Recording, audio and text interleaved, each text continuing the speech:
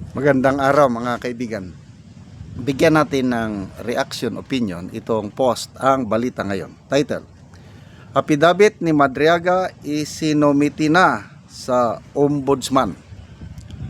Formal nang isinomiti sa Office of the Ombudsman ang sinumpaang salaysay ni Ramil Madriaga, ang convicted kidnapper na nagpakilalang dating bagman umano ni Vice President Sara Duterte para sa pagsusuri ng tanggapan. Ayon sa kampo ni Madriaga, ang apidabit ay pirmado at notarized noong November 29, 2025 at naglalaman umano ng mga aligasyong maari raw pagbatayan ng administratibo o criminal na aksyon depende sa magiging evaluation ng Ombudsman. Gayunman, agad na kwinestyon ang kredibilidad ng naturang salaysay.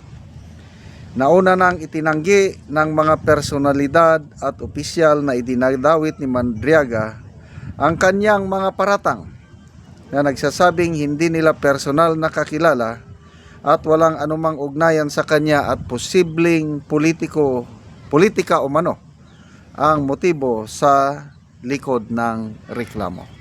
Okay, so ito, mabuti at umamin si Congresswoman De Lima na bago itong salaysay na ito nilabas, sumulat si Ramil Madriaga nagpapatulong kay Congresswoman De Lima na maayos yung kaso niya, yung kidnapping for ransom.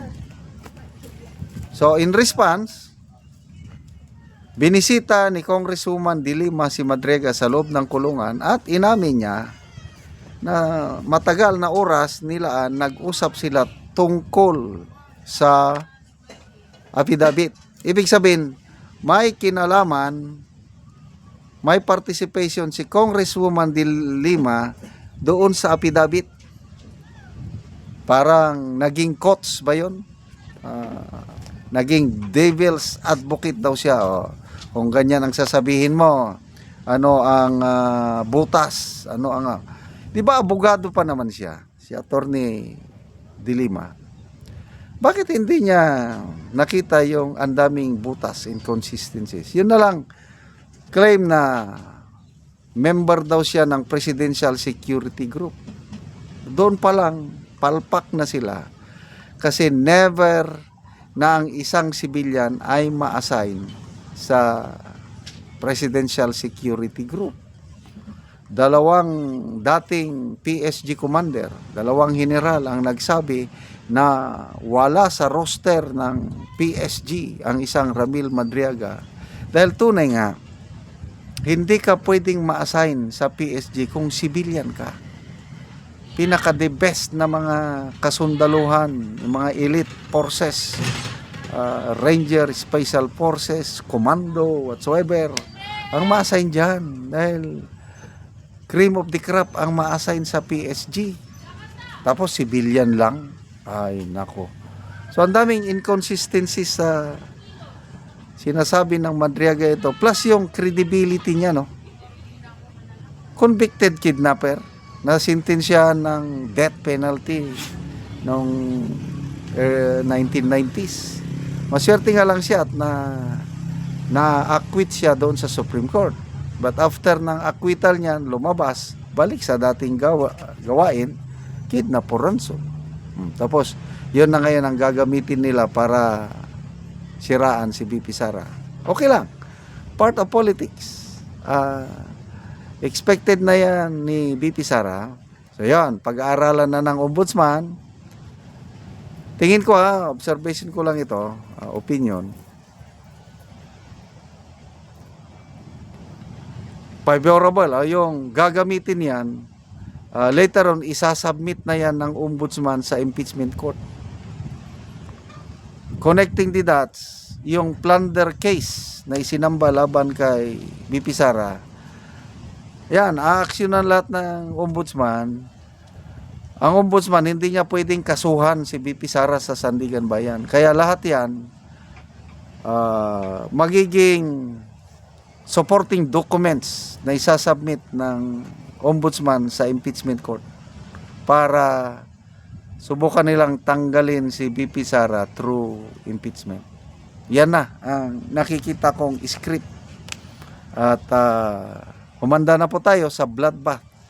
Tuloy na po ang bloodbath February 2026. Sampayan, and I'm not sure kung makakuha sila ng enough votes, yung 1/3 of Congress. Sabi ni BP Sara, meron na naman daw for sale na perma for sale dyan sa inaano sa budget. I don't know how true. But ako, hindi ako nababahala. Bakit? You can never put a good man or woman down. Ito, pag example trial na sa Senado. Kasi kikita ko, tuloy na ang trial.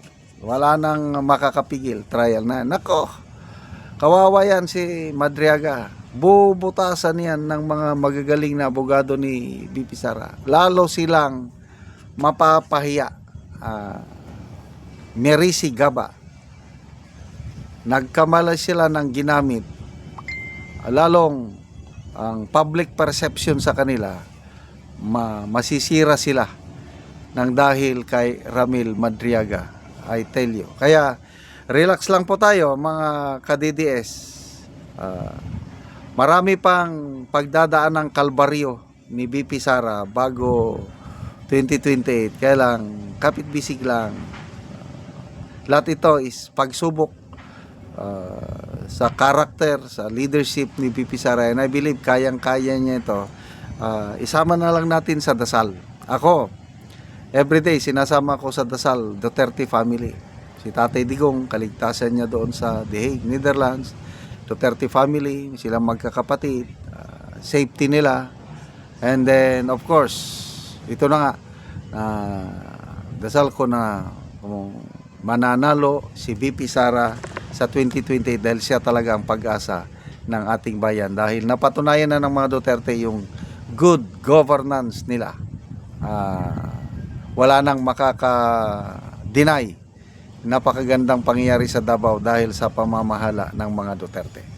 Salamat mga kaibigan sa inyong pagsubaybay sa ating channel. Nakakatulong kayo ng maigi sa tribong Talandig ng Bukidnon dahil ang income natin sa channel na ito pantulong po sa tribo.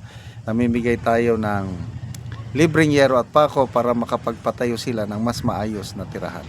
Panoorin nyo ang video na ito. Ug karon mo na ang matagaan si Kuya Ogiero kay makatupsiya.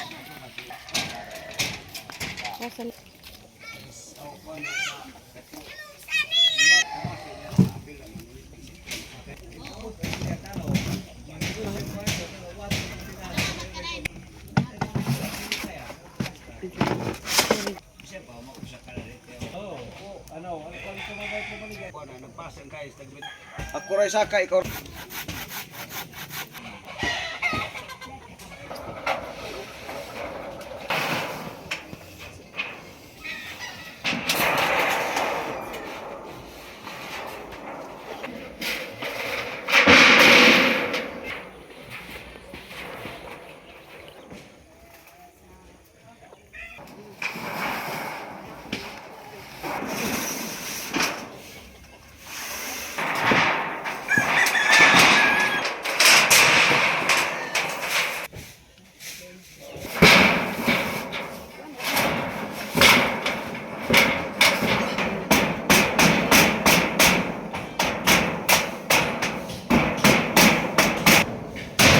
Nahuman na gyud ang balay nila Kuya Patrick.